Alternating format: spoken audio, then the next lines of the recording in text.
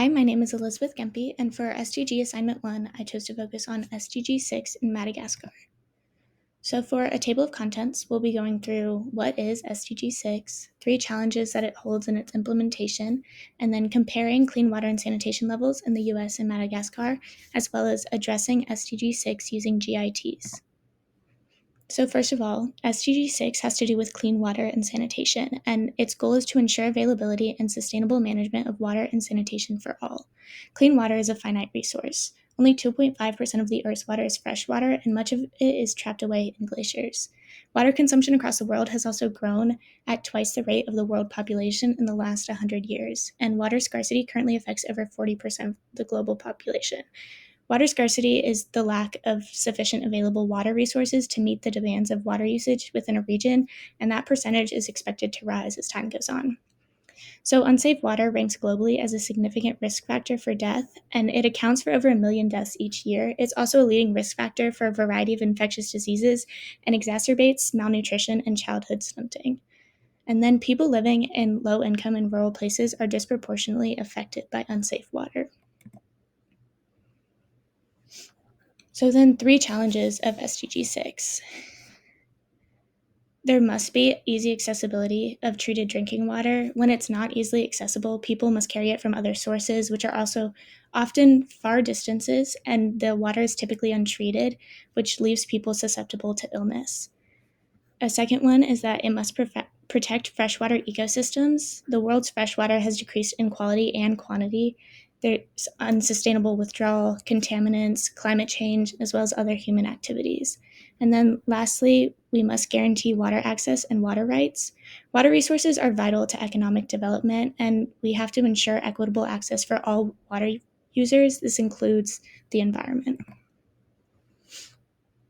So, comparing clean water and sanitation levels in the USA and Madagascar, and this is all from our world in data. So, in the US, there's less than 0.1 deaths per 100,000 people from unsafe water sources, while in Madagascar, there's 53.2 deaths per 100,000 people from unsafe water sources. And this has decreased by over half since 1990 in Madagascar, but it's still much higher than in the US. In the US, 97.5% of the population is using safely managed drinking water, and that leaves about 8.56 million people not using safe drinking water facilities. But in Madagascar, only 22.2% of the population is using safely managed drinking water, and that leaves 23.03 million people not using safe water drinking facilities. And in Madagascar, those numbers have actually increased since 2000. So then in the US, less than 0.1% of the population is not using an improved water source. And in Madagascar, there's 42% of the population not using an improved water source. And then in the US, 100% overall is using improved water sources, and they have a 72,842 GDP per capita. But in Madagascar, 58% is using improved water sources, and there's a 1,623 GDP per capita. And then finally, comparing water usage or improved water in rural and urban areas. In the US, there's 100% improved water usage in both rural and urban areas, but in Madagascar, 38.5% of improved water usage in rural areas compared to 87.3% of improved water usage in urban areas. So then, using GITs to address SDG 6, I chose to focus on blockchain and IoT.